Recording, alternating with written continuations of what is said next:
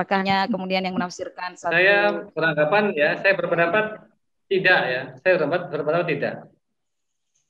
Jadi mufasir itu menurut saya adalah orang yang mempunyai pandangan-pandangan, pemahaman terhadap Al-Quran dan disampaikan kepada orang lain. Itulah yang disebut dengan mufasir. Misalkan Ibnu Abbas ya, beliau kan tidak mengarang tafsir, tapi disebut sebagai mufasir. Atau sekarang ada ulama-ulama kita, beliau mufasir tapi tidak punya karya tafsir, tidak ada masalah menurut saya.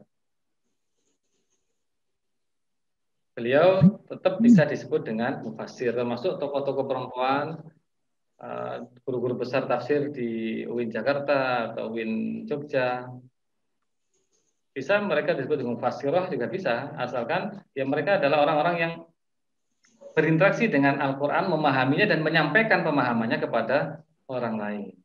Kalau hanya dipahami sendiri ya bukan tafsir ya. Salahnya harus disampaikan ya. Pandangan beliau tentang ayat apa, nah, kemudian tentu pandangan itu akan mempengaruhi para pendengar, kemudian mereka merujuk kepada penafsiran beliau misalkan. Itulah yang bisa dikatakan sebagai seorang fasir atau fasirah. Ya. Jadi ingat sama cerita teman Gus ketika mengajukan judul skripsi gitu, penafsiran Ki Haji Abdurrahman Wahid terhadap salah satu ayat begitu. Itu apakah Gus Dur karya tafsir Gus Dur emang ada begitu Gus. Jadi mungkin ini kekhawatiran teman-teman yang khususnya dalam proses tugas akhir mungkin begitu. Jadi minta apa istilahnya ada alasan dan dukungan bahwa tidak selalu mufasir atau tokoh tafsir itu yang melahirkan atau punya satu karya tafsir begitu.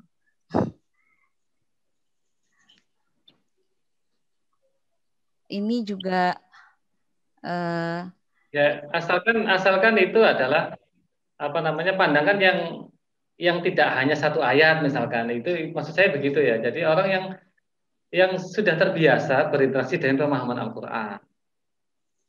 Misalkan sekarang yang masyhur Gus Baha misalkan, beliau seorang fasir. Karena pandangan-pandangan beliau tentang ayat-ayat Al-Qur'an itu sering disampaikan kepada para jamaahnya. Meskipun tidak ada misalkan karya utuh misalkan, tidak harus ada, kalau menurut saya begitu. Termasuk Syekh Muhammad Husain Ad-Dahabi ya. Beliau memasukkan tadi yang saya sebut pertama apa namanya? Muhammad Mustafa Al-Marohi sebagai seorang fasir dan disebut dalam At-Tafsir wal Fasirun. Padahal Syekh Muhammad Mustafa Al-Marohi tidak punya kitab tafsir utuh ya. Dia hanya menafsirkan ayat per ayat di dalam kajian-kajian beliau saja. Yang tafsir Al-Marohi itu Ahmad Mustafa Al-Marohi, saudaranya. Bukan Muhammad Mustafa Al-Marohi. Nah, tapi oleh Syekh Muhammad Husain Ad-Dahabi dimasukkan dalam At-Tafsir Al-Fasir. Jadi kalau kajiannya Mufassirun, ya banyak yang masuk nanti. Misalnya Manahijul Mufassirin, maka banyak yang masuk. Tapi mohon maaf, kitab saya ini adalah kutubut tafsir.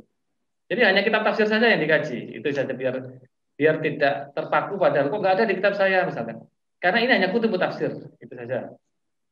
Kalau mufassirun, yuk banyak sekali. Kalau panjenengan semua baca Tobaqatul Mufassirin, karangan Imam Ad-Dawudi misalkan di situ banyak ahli-ahli tafsir tapi nggak ada kitabnya, nggak punya kitab. Gitu. Atau yang baru itu Nailus Sa'irin di Tobaqatul Mufassirin, itu juga banyak nama-nama di situ, tapi tidak ada kitabnya.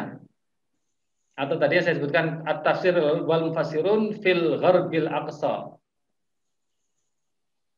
fil Maghribil Aqsa ya. Itu juga tidak ada, banyak nama-nama yang tidak ada kitabnya begitu. Jadi kalau ada yang bertanya ya kita merujuk ke kitab-kitab tadi itu, ini kok disebut dalam tafsir al-fasirun meskipun tidak punya tafsir begitu. Artinya jika sang tokoh itu sering berinteraksi dengan ayat-ayat Al-Quran, sering menyampaikan pandangan-pandangannya, maka bisa disebut sebagai seorang mufasir. Terima kasih.